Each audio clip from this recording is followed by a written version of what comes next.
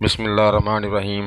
Channel میں آنے والے سب ناظرین کو خوش آمدید۔ سب ناظرین سے درخواست ہے کہ آپ ہمارے اس چینل کو سبسکرائب لازمی کر دیں۔ اللہ کے نیک بندے ہر دور میں پیدا ہوئے جنہوں نے اللہ کے حکم کو مانا اور شریعت کی پابندی کی، جن سے اللہ راضی ہوا۔ دنیا میں بھی ان کو اس کا اجر ملا اور آخرت میں بھی وہ اللہ کی نعمتوں کے حقدار ہوں گے، اور یہی لوگ کامیاب لوگ ہیں۔ بصرہ میں ایک صاحب مسکی یعنی مشک بار کے نام سے مشہور تھے۔ وہ خوشبو سے اتنے معطر رہا کرتے تھے کہ جس راستے سے بھی گزرتے وہ راستہ خوشبو سے مہک جاتا۔ مسجد میں داخل ہوتے تو آپ کی خوشبو سے لوگوں کو اطلاع ہو جاتی کہ حضرت تشریف لے آئے ہیں۔ کسی نے ان سے کہا، جناب آپ اتنی خوشبو استعمال کرتے ہیں، اس پر آپ کی کثیر رقم خرچ ہوتی ہوگی۔ انہوں نے جواب دیا، نہیں، میں نے نہ کوئی خوشبو خریدی ہے اور نہ لگائی ہے۔ میرا واقعہ بڑا عجیب و غریب ہے۔ میں بغداد کے ایک خوشحال گھرانے میں پیدا ہوا۔ میں بہت خوبصورت اور باحیا تھا۔ جب میں تعلیم سے فارغ ہوا تو کسی نے میرے والد صاحب کو مشورہ دیا کہ اسے بازار میں بٹھاؤ تاکہ یہ لوگوں سے گل مل جائے اور اس کی حیا کچھ کم ہو۔ پس مجھے کپڑے کی ایک دکان پر بٹھا دیا گیا۔ ایک روز ایک بوڑھی عورت نے کچھ قیمتی کپڑے نکلوائے، پھر دکاندار سے کہا، میرے ساتھ کسی کو بھیج دو تاکہ جو پسند ہوں انہیں لینے کے بعد قیمت اور بقیہ کپڑے واپس لے آئے۔ دکاندار نے مجھے اس کے ساتھ بھیج دیا۔ وہ عورت مجھے ایک محل میں لے گئی اور مجھے ایک مزین اور آراستہ کمرے میں بٹھا دیا گیا۔ اس کمرے میں زیورات سے مزین خوبصورت لباس میں ملبوس ایک جوان لڑکی تخت پر بچھے ہوئے خوبصورت قالین پر بیٹھی ہوئی تھی۔ مجھے دیکھ کر اس لڑکی پر شیطان غالب آ گیا اور وہ اپنی ناجائز و حرام خواہش کو پورا کرنے کے ارادے سے میری طرف بڑھی اور بے حیائی کا مظاہرہ کرتے ہوئے میرے ساتھ ناجائز تعلق قائم کرنے کے در پہ ہو گئی۔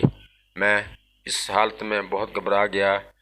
میں نے اس سے کہا، اللہ تعالیٰ سے ڈر، لیکن شیطان اس پر غالب آ چکا تھا۔ جب میں نے دیکھا کہ یہ اپنے گندے ارادے سے باز آنے والی نہیں، بس اس وقت میرے ذہن میں گناہ سے بچنے کی ایک ترکیب آ گئی۔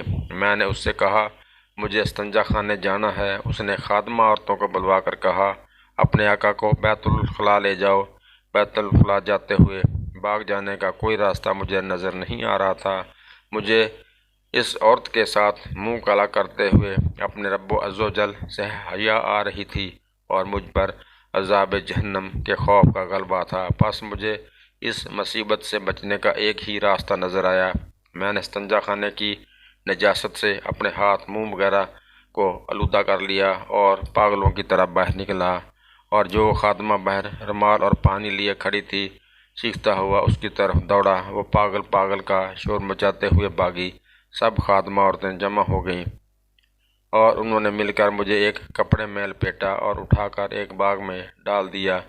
میں کچھ دیر وہاں اسی حالت میں پڑا رہا۔ جب یقین ہو گیا کہ وہ سب جا چکی ہیں تو میں نے اٹھ کر اپنے کپڑے اور بدن کو دھو کر پاک صاف کیا اور اپنے گھر کو چلا گیا۔ میں نے یہ بات کسی کو بھی نہیں بتائی۔ رات جب میں سویا تو میں نے خواب میں دیکھا کہ کوئی کہہ رہا ہے، تمہیں حضرت سیدنا یوسف علیہ السلام سے بہت زیادہ مناسبت ہے۔ پھر اس نے مجھ سے پوچھا، کیا تم مجھے جانتے؟ میں نے کہا، نہیں۔ تو انہوں نے کہا، میں جبرائیل علیہ السلام ہوں۔ پھر انہوں نے میرے منہ اور جسم پر اپنا ہاتھ پھیر دیا۔ اس وقت سے میرے جسم سے یہ مشک کی خوشبو آنے لگی۔ یہ خوشبو حضرت سیدنا جبرائیل علیہ السلام کے مبارک ہاتھ کی خوشبو ہے۔ دوستو، یہ تھا اللہ تعالیٰ کا نام جو اپنے نیک اور بزرگیدہ بندوں کو عطا فرماتا ہے۔